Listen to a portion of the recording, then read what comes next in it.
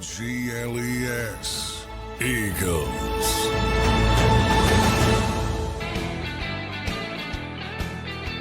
Good morning, everybody, and welcome into a Football Friday edition of Birds 365 here on JAKIB Sports. Getting ready to wrap up, Johnny Mac, the regular season. If you can believe that, the end of the regular season is upon us. That game will start on Friday, or on Sunday, excuse me. It's a Football Friday. The game will start Sunday at 1 p.m. at Lincoln Financial Field. Johnny Mac, how you doing on this Football Friday? Yeah, trying to get through it. Not the most juice-worthy week of the NFL season. No. But it's a good thing from the perspective of you're good enough to do where you want to do, and you're good enough to sit players. So that's actually a good thing. Yeah. And we'll have playoff football to talk about next week, which will bring a lot of juice. So just got to get through it. Necessary evil. Yeah, it'll be interesting to see how the main thing I'm watching this weekend is obviously how it plays out, just to see who the Eagles face. It's only between the Commanders and the Packers. And then that Vikings-Lions game, John, is going to be a great one too. Yeah. NFL script writers got it right, man. Yeah, they did. 2 14-2 teams battling in the last game of the season. How many times has that happened? Never. 14-2, yeah. Well, they just started playing 17, but even if you were thinking about 13-2, yeah, never. I mean, it's unbelievable, and the fact that you brought up a couple times, the loser of that game is going to be crestfallen to win 14 games. I think they're the number 5 seed, and I do think there is something to that, and maybe. From the Eagles' perspective, as the number 2 seed, you get one of those guys knocked off early, which would be the best case scenario.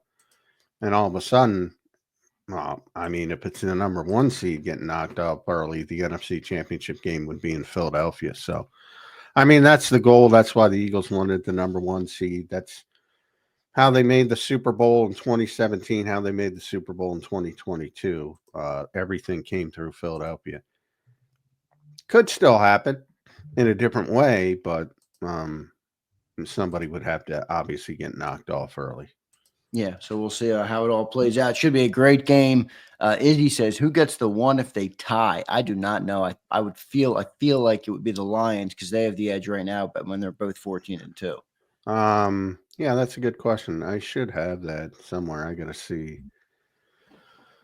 They generally send out the playoff scenarios. I'll look for it, but I don't expect to see a tie, but I'll definitely look. I don't either. You don't see many ties in the NFL, but it's always fun to think about. I want to welcome everybody in this morning on a Football Friday.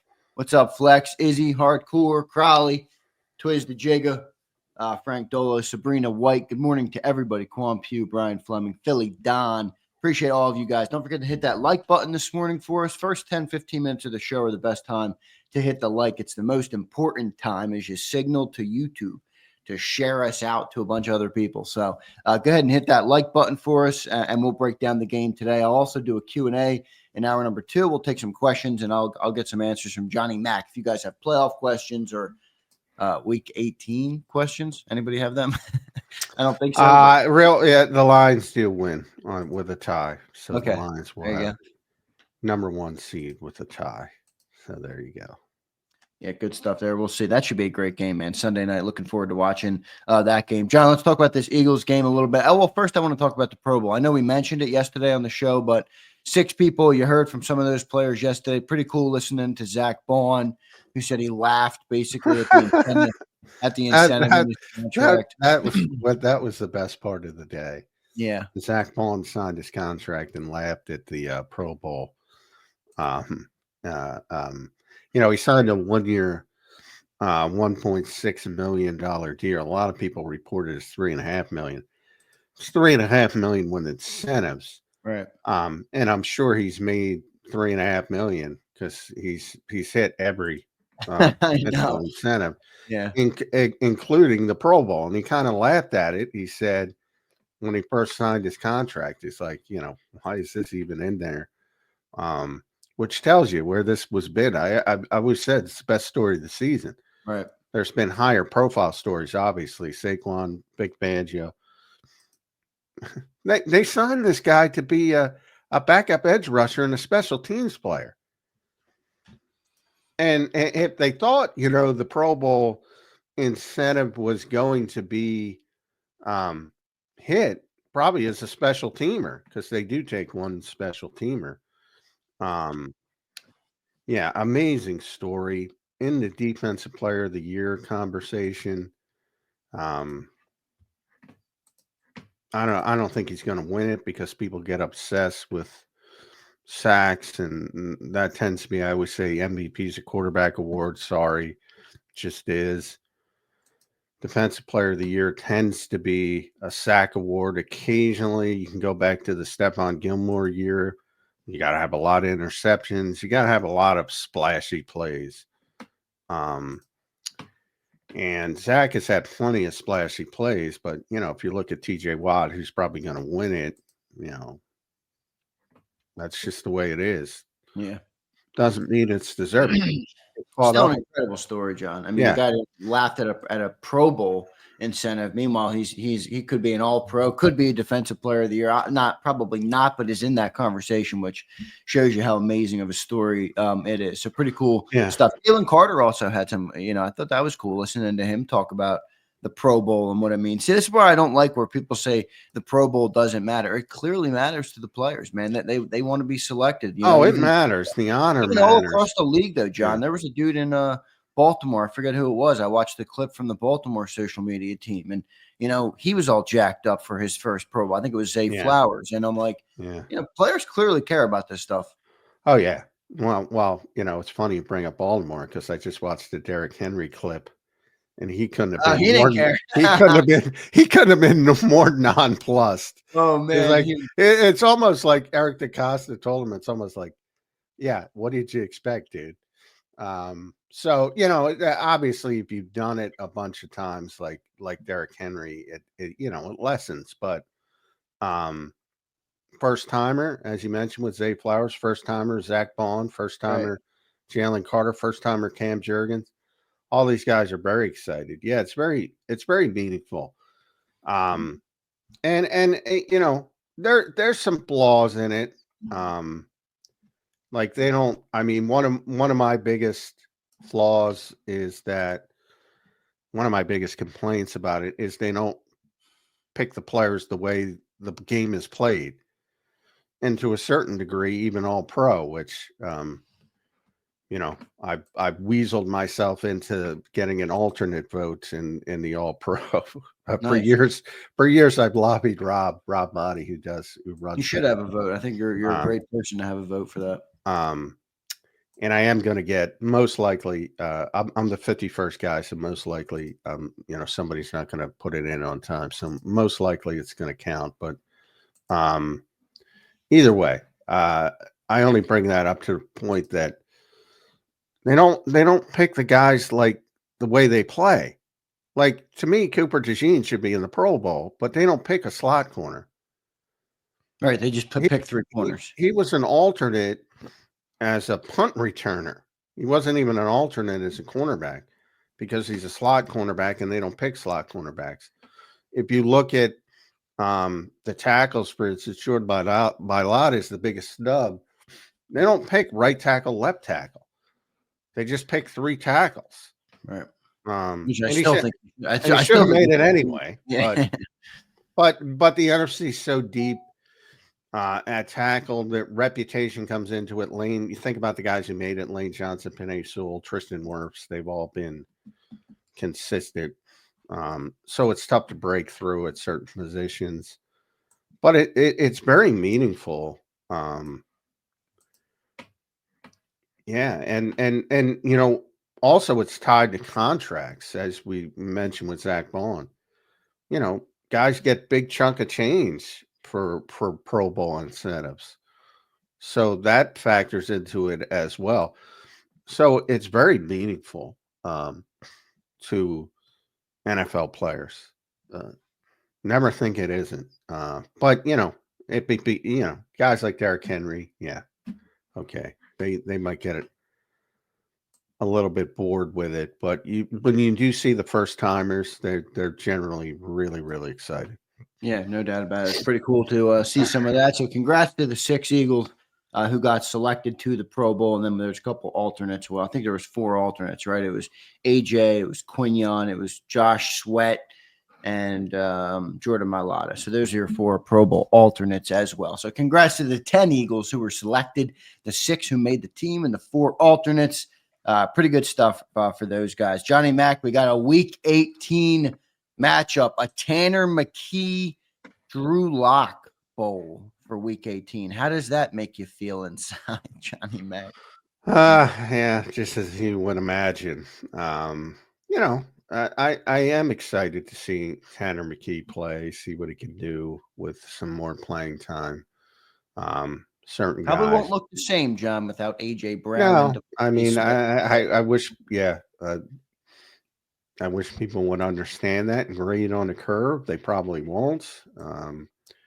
But on one hand, you know, if he plays well, you know, then the hype is really going to increase Right. because they'll say, well, he did it with Jahan Dotson and Johnny Wilson and Anaya Smith against a terrible New York Giants team. But, you know, if they win this game, it'd be impressive because they're not going to play anybody or try not to play anybody. And, you know, the Giants are probably going to win the game. So prepare yourself. Well, it's a loss for the Eagles. Maybe it's not the right way to think about this, but is a loss for the Eagles a win for the Eagles? Because the Giants are going to lower their draft spot and potentially not get the quarterback they want or whatever, whoever they're Yeah, I looking mean, to if you get. want to think about it, I don't advocate tanking in the NFL. I don't advocate. Me neither, but the Eagles have already, in a way, they already waved the white flag on the game. I mean, not really, but you know what I mean. They've already signaled to No, you that they're worried about pure I things. don't think I meant from the Giants' perspective. The Eagles aren't tanking; they're just resting players for the Right. playoffs. I meant it from the Giants. A lot of people say the Giants should lose, and we're pissed off because they won last week. Giants fans. I don't think you have to tank in the NFL. Like in basketball, it's a more legitimate thing. I don't subscribe to it there either, but it's more legitimate because it's far easier to build up that way in the NBA. In the NFL, there's worst to first every year. Every year, there's worst to first. If you make good decisions in the off, that's the problem with the New York Giants and other bad organizations. They make bad decisions year after year after year after year, multiple bad decisions. Whether it's coaching, front office, players, evaluation, all of it, coaching. Boy, we were talking to some of the offensive line guys, and you know, yesterday, and it came to we were talking about how many good tackles there are in the NFC, with Lane and Panay and Tristan Wirfs and Jordan. And there's 2 injured guys people don't realize. Christian Darrisaw would be in the Pro Bowl conversation. Andrew Thomas from the Giants would be in the Pro Bowl conversation, but he got hurt. And then we went down the Andrew Thomas path, and we're like, and one of the guys was like, he's so good, and he has such shitty coaching. You know, that's the New York Giants, especially on the offensive line. So when you have a player that good, but you know, hire some good coaches, teach these players. So there's so many things that can go wrong in the NFL. And the Giants have been at the forefront of that for a long time. But you know, you saw Drew Lock. He's not a good quarterback. He beat the Eagles last year in Seattle. You know, he had a big game last week. He's an NFL backup quarterback.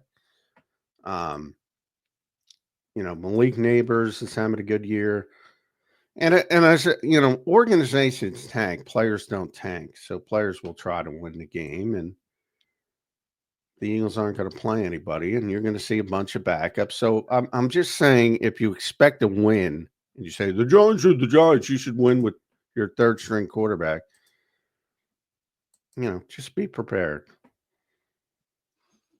John, let's talk about the matchups in this game for the Eagles. Who are we expecting to play out here? Offense? I mean, I think we're going Tanner McKee, Will Shipley, Dotson, Wilson, and Nia Smith. These are your receivers and running back.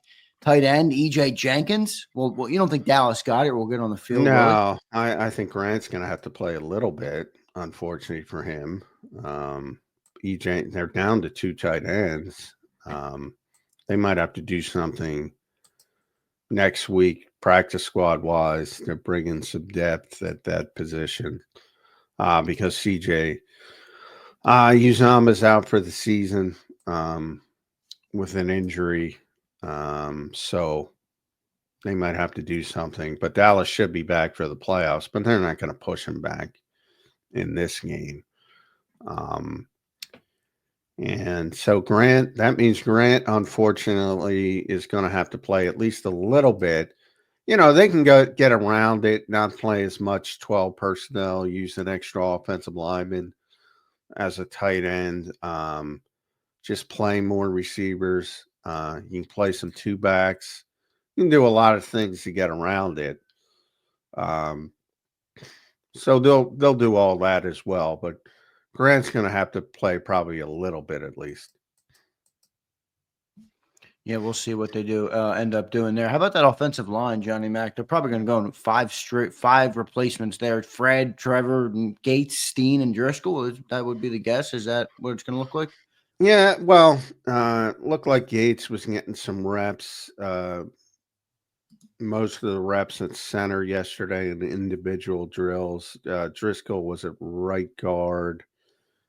Kennard was at right tackle. Steen was at left guard. Fred was at left tackle. So that's what I think is going to happen. And yeah, I mean, it's not Jordan, Landon, Cam, Mackay, and Lane Johnson.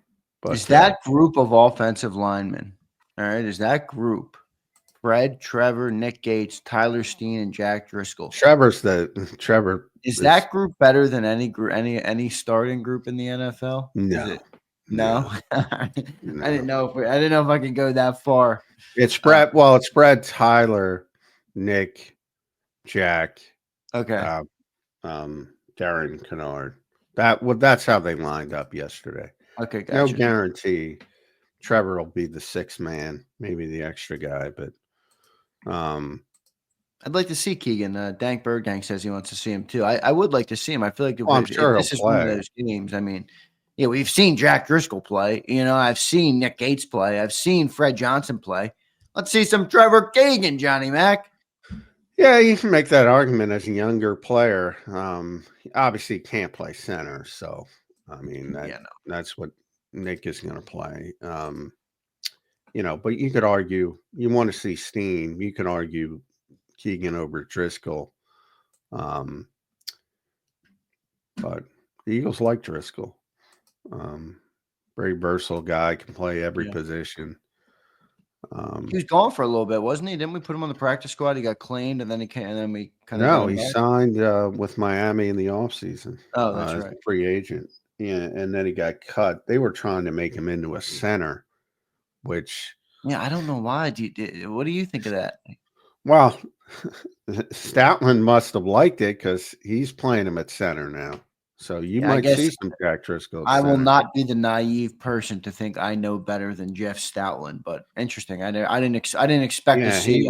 When he got back. He never did it when he was here. When he got back, he's giving him a bunch of reps at center. Yeah. So he's trying to, the more you can do, the more you can stay around this league, and he can play every position now on the offensive line.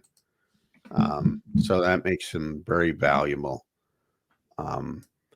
But yeah, I mean, you can make you definitely want to see Steen. You definitely want to see Kennard. And somebody's got to play center. So you can do it either way. I don't know if you want Driscoll to play center a whole game where, Nick's an actual center. He can play that and do it correctly. So, but I can understand Keegan over Driscoll, but they like Driscoll better right now. Yeah, we'll see. Our man Frankie Dolo checks in. Frank Dolo. What's up, Frank? You can see he's got the Jets logo, so he's a Jets fan. He says, Xander goes to show what outstanding coaching can accomplish. Enjoy the right guard. Frank, I don't feel bad for you, brother. Yeah, by the way, the biggest snub, obviously, is Jordan Mailata, but you can make a strong case that Kai Becton, from the standpoint of they have 6 alternates. He wasn't even an alternate with Kai Becton, which is insane. So he might have been the biggest snub overall to not even be an alternate. He's had a great season. He was emotional. If you saw any of the clips, yeah, I didn't catch the full. I'm going to watch that tonight, today, because of what he went through with the Jets. He's like, he's basically almost in tears from winning the NFC East, which in Philadelphia is like, give me the T-shirt and I'll throw it in the bottom of my locker. Yeah, I think there's a lesson in that. Not a lesson, but it shows you. I mean, this team is the guys who have been here have gotten used to winning so much, John. And you bring new people in, and Saquon's like, I didn't even know you got a hat. And Mekhi Becton's in tears because he's going to the playoffs. It kind of shows you that the culture here in Philly is not what it's like in many other places. Oh yeah, I think people underestimate that part of it. That's why some of the talk this week, and I don't want to get into it, but man, it's good to have the Eagles philosophy. It's good to be the Eagles. It's good to think like the Eagles. They don't give a flying what about division titles or individual records, and that's the way it should be.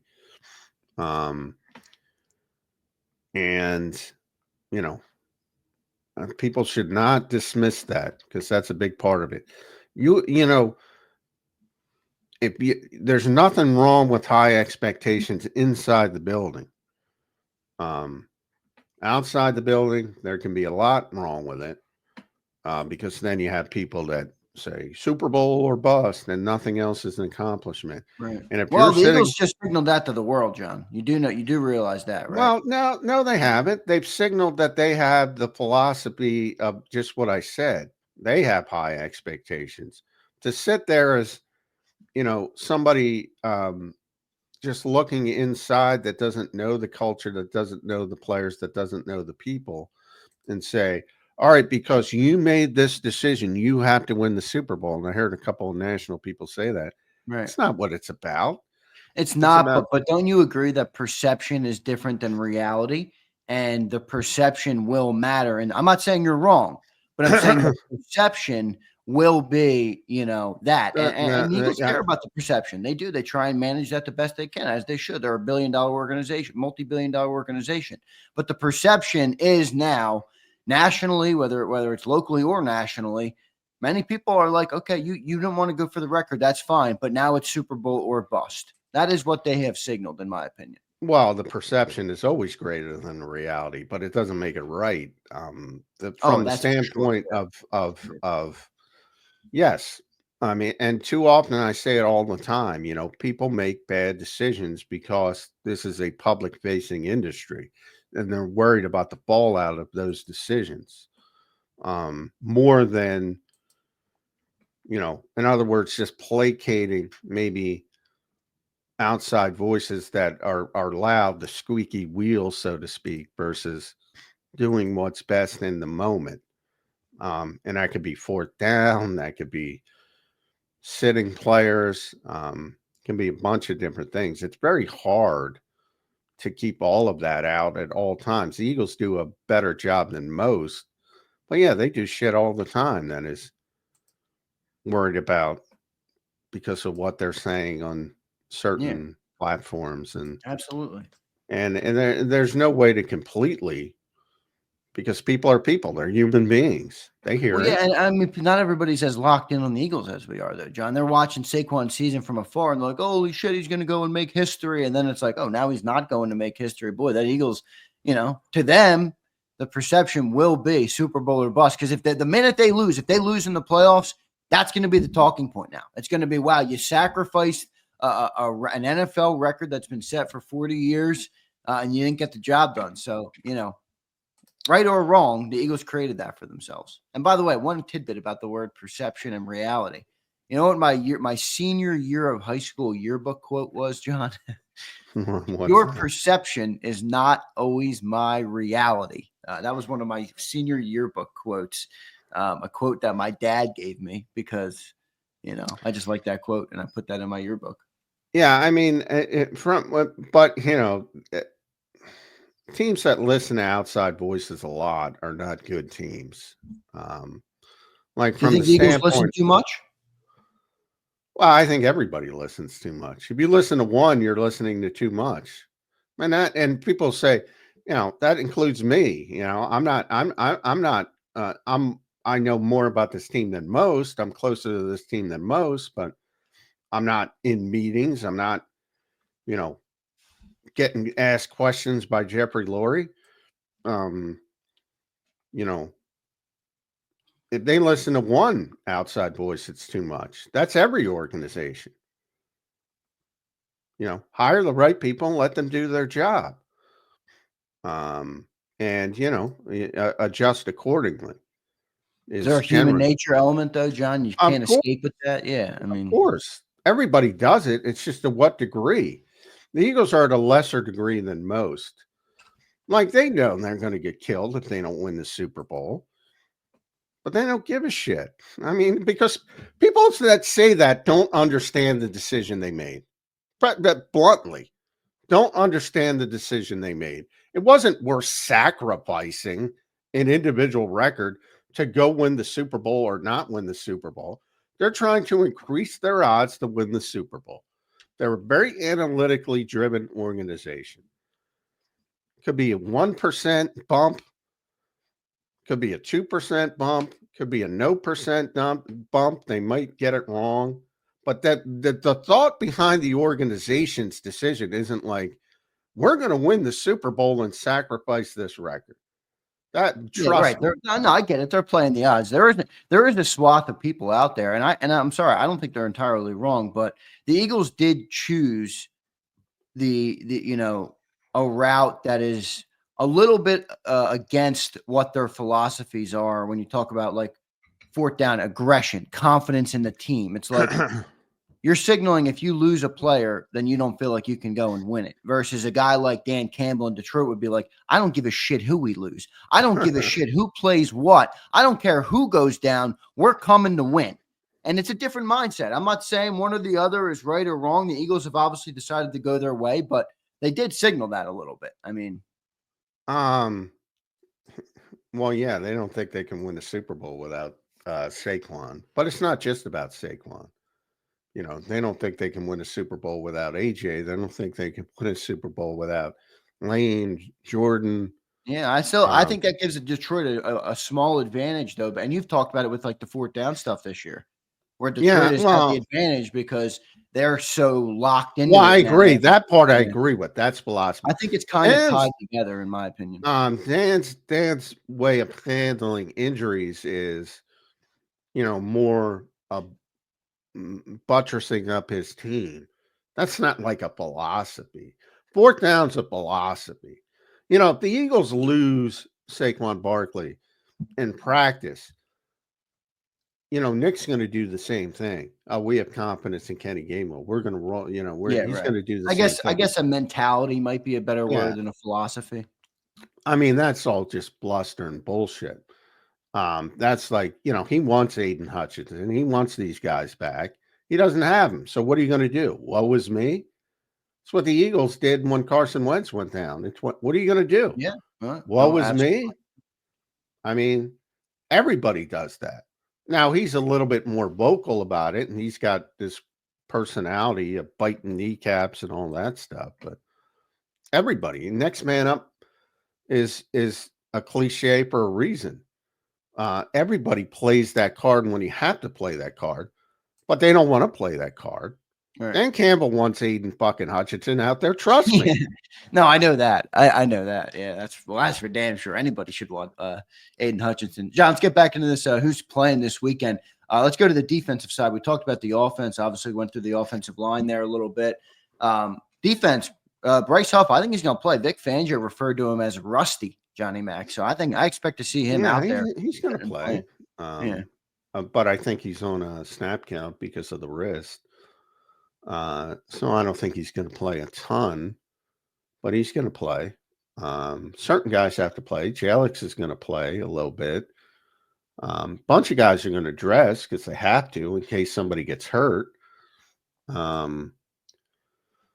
They might have to go in because you have a limited number of bodies. But you everybody by now has seen the large injury report, and I apologize, my voice congested, obviously, but trying to fight through. But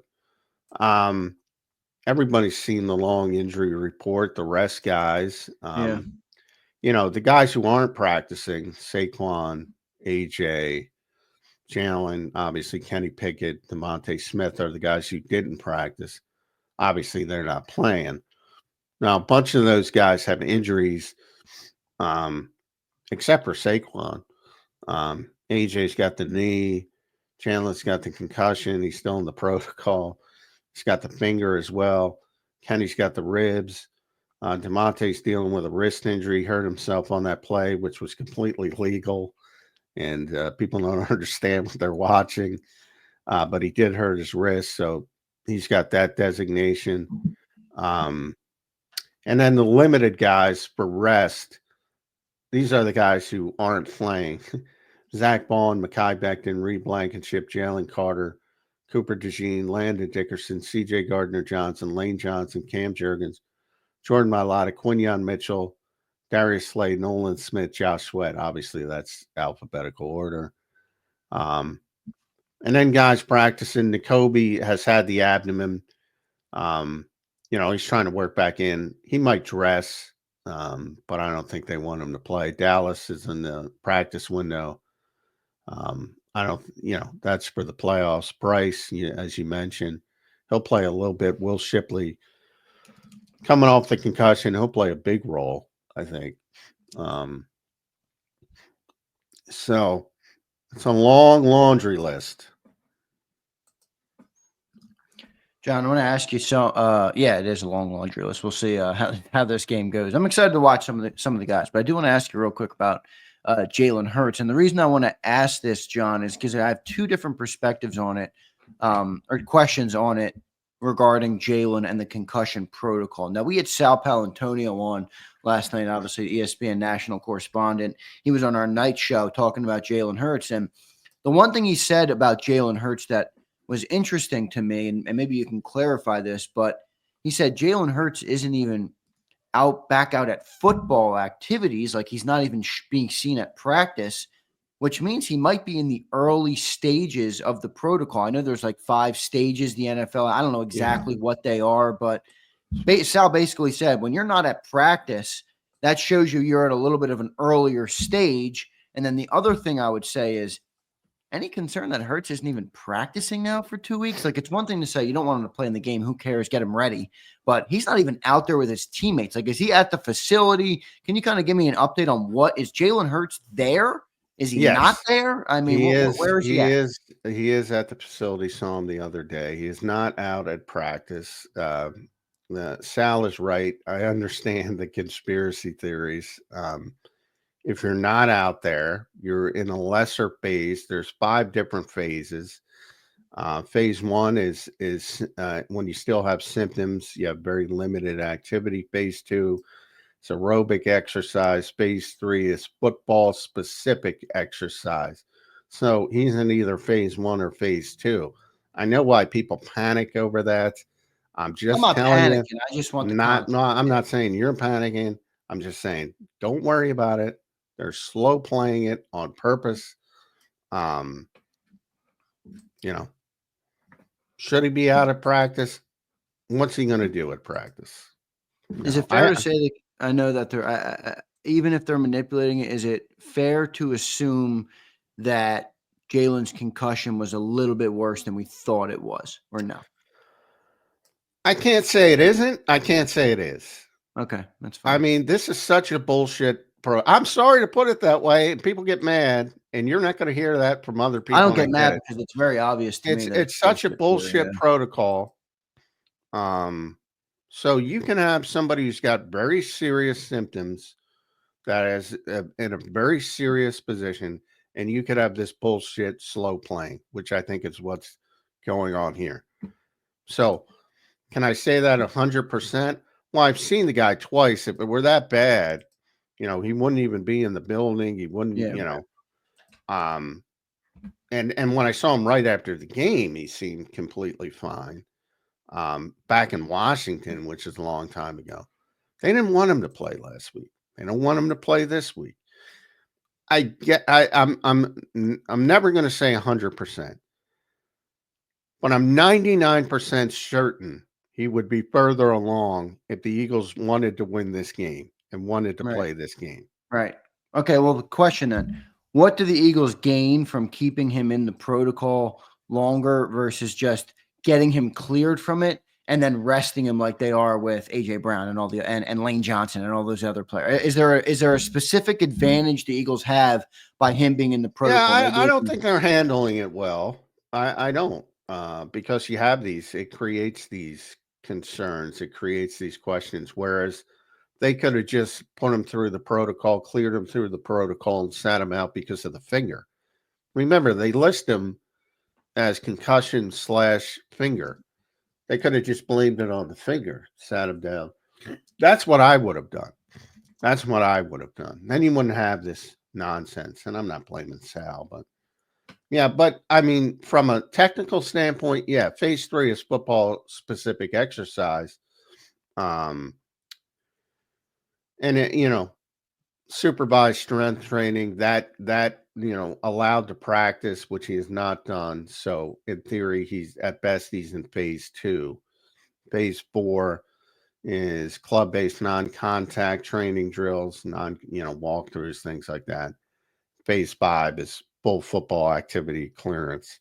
Yeah, I don't think they're handling it well because they're creating these things. Right. And that's one thing I don't get about this team. They create issues that don't need to be there. Like, just get it through the protocol. Don't practice them. Blame it on the finger. Problem solved. Well, they haven't done that. And so if you say me, is he 100%? Is it not serious? I can't say that because in theory it could be. I don't think it is, but we'll see. I'm a cynic when it comes to this policy. If you don't know, if you can't guess, some guys pass in a week, some guys fly through. Will, there's no question Will was going to be through it. What is he magically? If they needed Jalen on 6 days, for a playoff game, he'd probably have gotten through too. That's my hunch. And if that doesn't prove it's bullshit, what does? Now, if he shows up next week and he's not cleared, then it's time to start panicking. Yeah, because now you're in playoff prep week. I will say, man, that was a while ago. That Commander, almost 2 full weeks ago. Well, that's why I don't know why they're doing it. So I can't explain fully why they're doing it. I think they're creating a problem that didn't need to exist, and sometimes they do that. And he had the ready-made excuse with the finger. But I guess he was playing through the finger. So I don't know. But you can say he aggravated that. And guess what? You can say what you're doing with Saquon Barkley. You can say, hey, we're just resting him. We're not playing him. Rest. That's what I mean. That's what they're saying with everyone else. I don't see the issue in saying that with Jalen Hurts. I mean, are they afraid of? Well, you have to put them on the rule is when you're on the injury report, you're listed until you're off. In other words, you're listed until you play. Right. So Gotcha. Will Shipley is on the injury report because he was on the injury report last week. He's a full participant. He's cleared. He's going to play, but he'll only drop off next week after he plays. So Jalen didn't play last week, so he's got to be on the injury report. But you can handle it better if you're the Eagles, and they should. Unless the worst case scenario. So I get the conspiracy theorist. I get the, not that it's a conspiracy. I guess my side of it's more the conspiracy. I get the people concerned about it. I don't get, I'll tell you what, I'm there every day. I don't get any panic. Normally, if the starting quarterback there was even a modicum of concern over the starting quarterback not being there for the playoffs, there'd be some significant panic. I haven't sensed that at freaking all. So, Listen, look at Mo Mommy. He checks in the mommy or whatever it is. Chuck Bednarik is rolling in his grave listening to this conversation about a finger. Yeah. Well, yeah. Different NFL, my friend. It's a different time. But as far as when Carson Wentz got hurt, it was like a wake in 2017. I've gotten none of those blips from this. So, and I don't think that's because of belief in Kenny Pickett or Tanner McKee. Yeah. I think it's because there's no concern. We'll talk about the matchups in a second. I want to answer this because I saw this come in. Bry Guy says, did anyone talk about AJ's X post? That was a fake account, Bry Guy. You got duped, my friend. I am good at picking up on I don't even know what it is. He tweeted like there's a surprise for the we got a surprise on Sunday or something coming for the home fans or so. I forget, it was something like that. And I'm like, AJ Brown tweeted that. And then I clicked on the page and I quickly realized it was not AJ Brown. He just kind of took his name, took his number and made as similar of a username as he could. So now fake account there. We got a couple super chats we'll get to as well. But John, before I get to them, any matchups in this game you're looking at? Like even if it's not for this season, even if it's for future, anything you care about, anything worth watching? Is it how Johnny Wilson lines up versus a cornerback on New York? Anything, John? No. John, give me something, John. No. I mean, what do you want me to know? Just look at the young players and see how they play. I mean, matchups? No. This is bare bones. Third string quarterback, bunch of guys who don't get to play. You see some natural playmaking skills. Do you want to see Will Shipley? Do you want to see Trot? Guys like that who maybe have some upside to develop into something. Like to see Anaya Smith get rolling in a positive direction. The young players, I mean, see what they can do. Moro Ajomo, There's a guy. You're going to see more Moro Ajomo next year. There's a guy with some potential to be, he's already a part of the rotation, but a guy to get a bigger part in years to come. Texas kid. He was about 6th or 7th round, wasn't he? A couple years ago. Yeah, 7th round. He got to Texas when he was 16 years old. He is a smart dude, Moro Ajomo. He's really proud. He's only 23 years old. Wow. And he got drafted 2 years ago? Yeah. This is his second year. Yeah, second season. So he's very young. He's got everything as far as physicality. A little bit undersized. That's why he was a later pick to play inside, but very strong, very athletic, as people have gotten to see. So he's got some big upside. Safeties, Tristan and Sydney. Sydney's got to get out of the Big Fangio doghouse a little bit, play a little bit more disciplined. Yeah. See if he can do that. What did Vic Fangio think of him throwing some haymakers at the end of that game? Well, I'm sure that's never a positive. Some fans love that shit. They're like, yeah, get him, Sydney. And I'm like, dude, it's a meaningful game and you're winning 41-7. Shut the fuck up and go to the sideline. What are you doing? Yeah. Yeah, that's not viewed positively by the coaching staff. Nor was CJ the week prior. I mean, you saw CJ is very rarely repentant. You saw he was very repentant, taking responsibility and accountability.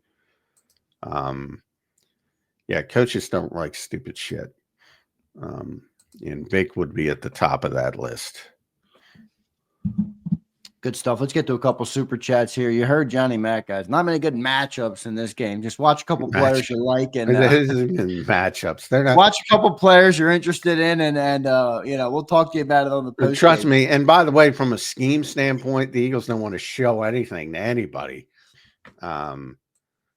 It truly is like a preseason game. I mean, bare bones.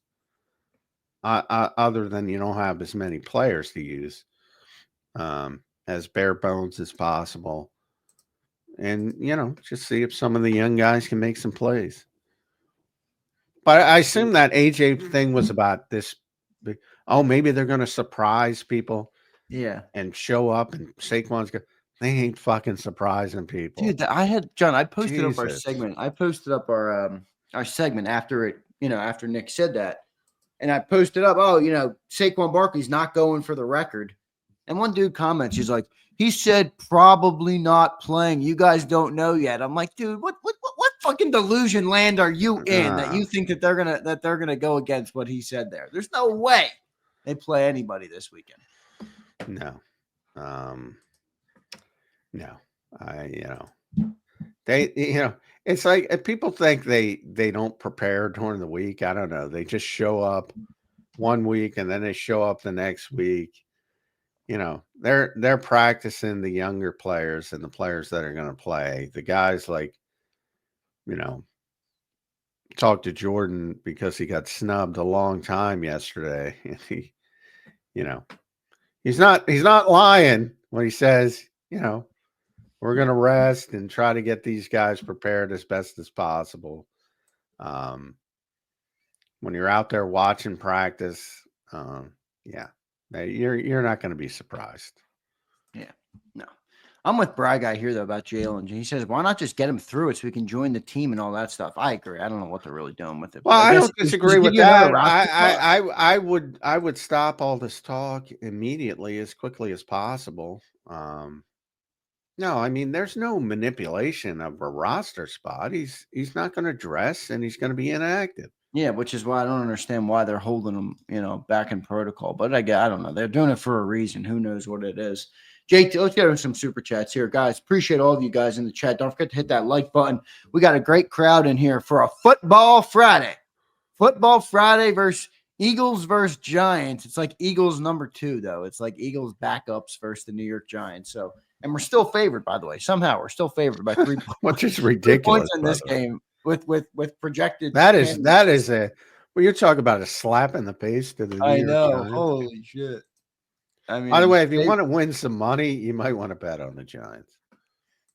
You think? I think the Eagles could. I'm picking the Giants to win the game. I mean, Drew Lock showed you something last week, didn't he, John? Well, he's an NFL quarterback. I mean, like I said, listen, he's got the Eagles number. He beat us last year, too. He beat him last year. He had 4 touchdowns last week. I don't know what the Giants are doing. Maybe the Giants are shutting people down. I don't know. Because they want to lose, too. This is like the South Park episode where they're playing baseball. All the kids want to lose. And everyone wants to lose. Yeah. Oh, man. Nah, the Eagles are going to try to win the game, but the players, I shouldn't, I don't want to say that. But, they're not, they want to win the game with the players they're playing. But they're not going to play anybody. So, hopefully Tanner McKee gets people excited. I want one person to say Tanner McKee. I want Tanner McKee to throw for 4 touchdowns in this game. That would look great. And look like the second coming of Bobby Hoying And I want people saying he should start the playoff game. Tanner McBrady is what they're calling him, or Tanner Montana. Can we get one person to say Tanner McKee should start the playoff game?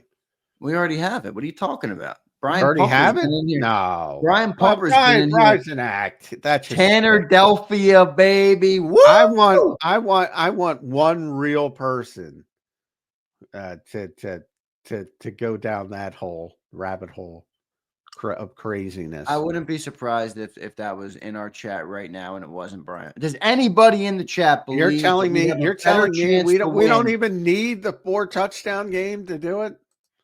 We're already there. Does anybody in the chat believe we have a better chance to win the Super Bowl with Tanner McKee than Jalen Hurts? Anybody out there? Can we show Johnny Mac or what?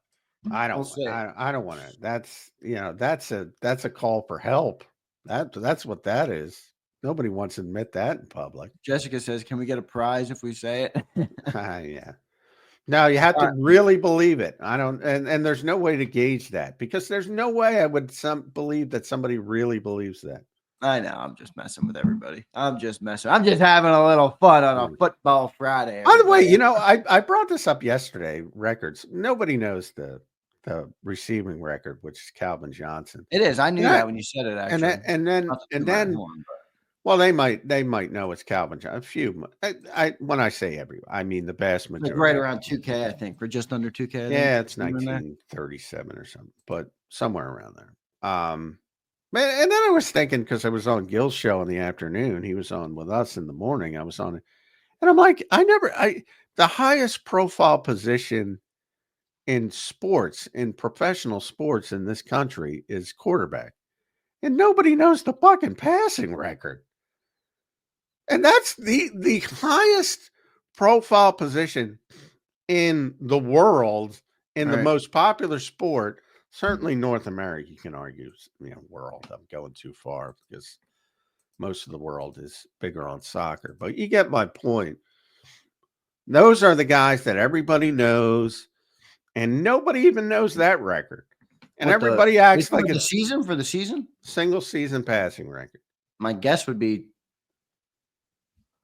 Peyton Manning or Tom Brady. It is Peyton. Nobody knows the number. I know it's well over 5K yards. It's got to be like 5,500, somewhere in that range. It was Drew Brees, who another high. It's 54.77. 54. He beat 54.76. Nobody knows that number. Nobody knows that number. I didn't know that number. I may have gotten it wrong. I had to look it up. I knew he had the record. Nobody knew this record. Nobody. That's my problem. That is the hypocrisy of it all. Oh, this is Babe Ruth. This is bullshit. I bet you the fans. I bet you. I call shit. I think it's different. I mean, when it happens to your team, your city, your player, I think it's of course, but don't. Yeah. That's fine to get excited in the moment, but don't act like it was bigger to you than it is. It's only because it's your team and in the moment, and that's from the Eagles' perspective. Maybe you can better understand. That's why I'm saying it. They're not worried about some bullshit individual record that isn't going to mean a goddamn thing down the road. They're worried about winning a Super Bowl, which is what you should want. Period. End of sentence. I'm sorry I even brought it up, but the hypocrisy drives me crazy. Good stuff. Peyton Manning, debating Manning. That commercial is a funny commercial. I do like that commercial. I like for Peyton. The people. I like the Peyton. This guy put in Peyton Manning. That's a good. Yeah, he's a Peyton. He's Peyton and he's Peyton. Yeah, that's good. They're all good. The Mannings are a funny bunch. One of the great Saturday Night Live skits ever is Peyton Manning firing footballs in the face of kids. They even got the third guy now. What's his name? I forget his name. Cooper? Yeah, Cooper Manning. They even got him in commercials now. Yeah, Cooper. No. Now we got the new Manning, Arch. We'll see what Arch does. You don't sound like you're a fan of Cooper. Well, I mean, come on, Cooper. You can't even play quarterback in that family. You got Archie. You got Peyton, you got Eli. Well, Eli can't play quarterback either. But Oh, Cooper might be better. bullshit. Guy Cooper might knocks be off better the than best him. quarterback of all time twice in a Super Bowl. I'm People like you tell joking. me. I'm Oh, my joking. God. Eli's a very good quarterback. What we will not do today is we will not debate Eli Manning. Eli's a very good quarterback. It's a joke. He's not a Hall of Fame quarterback. That's all I say. All right, we're going to get to a commercial break, and then we're going to get to all these super chats. I appreciate all you guys, JT Philly, A-Team, Lauren Crampsey, Menifee, and Herman. Thank you guys for the super chats. I'm going to take a commercial break. When we get back, we'll dive into some super chats. I put up a super chat goal just for some Q&A. So if you guys have any questions for John and you're willing to support the channel, drop those in there, and we will read them in hour number 2. They can be playoffs too, because I don't want, there's not too much to talk about with the week 18 game here. Eagles versus Giants, the backup bowl again, even bigger backup bowl as the whole roster is going to be freaking backup. So we'll see how that game goes. Let's get to our first commercial break though. Appreciate all you guys being here. Don't forget to hit that like button. I'm going to tell you guys about the great people at BetUS. Check them out. You can see the promo code I just put on your screen.